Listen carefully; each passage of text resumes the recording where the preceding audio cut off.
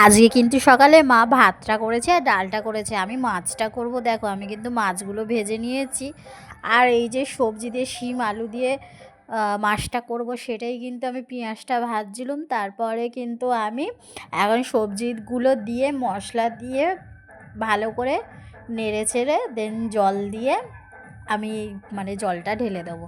যাই হোক, আজকে কিন্তু রান্নাটা আমি কেন করছি বলো তো, মায়ের একটু তাড়া রয়েছে। আজকে যেহেতু কার্তিক পুজো, মায়ের কিন্তু মানে ভাত খাওয়া যাবে না। তারপর কিন্তু আমি আবার গ্যাস ফ্যাস মুছে ভালো করে আমি মায়ের জন্য এখন সাবাদানাটা করব। দেখো ফুলকপিটা ভাজছি, আর এই যে বাইরে ব্যাকগ্রাউন্ডে যে গানটা বাজছে তোমরা একটু অ্যাভয়েড করো, যেহেতু কার্তিক পুজো তো আমাদের পাশের বাড়িতেই, ওই জন্য বক্সটা বাজছে আর কি।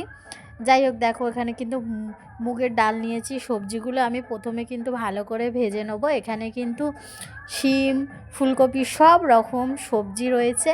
আর আমি মুগ ডালটা ধোবো, মুগ ডালটা ধুতে ধুতে আমি কিন্তু ডালিয়াটাও দিয়ে নেবো, কারণ এগুলোতে প্রচুর পরিমাণে পাউডার থাকে। দেখো জলটা কীরকম সাদা হয়ে গেছে মুগ ডালটা, আর আমি এটা ধুয়ে কিন্তু দিয়ে একটু নুন আর একটু হলুদ দিয়ে এরকম করেছি। এটা কিন্তু পুরো খিচুড়ির মতন লাগে বন্ধুরা, তোমরা উপোস করলে এরকম বানিয়ে খেতে পারো, হচ্ছে ডালিয়া। আর এই ডালিয়ার পুরো রেসিপি তোমাদের আমি বলেই দিলাম, খালি নুন আর হলুদ দেবে আর কিচ্ছু নয়। কেমন লাগলো ভিডিওটা? ভালো লাগলে অবশ্যই কিন্তু লাইক করবে আর কমেন্ট করে জানাবে। সবাইকে টাটা।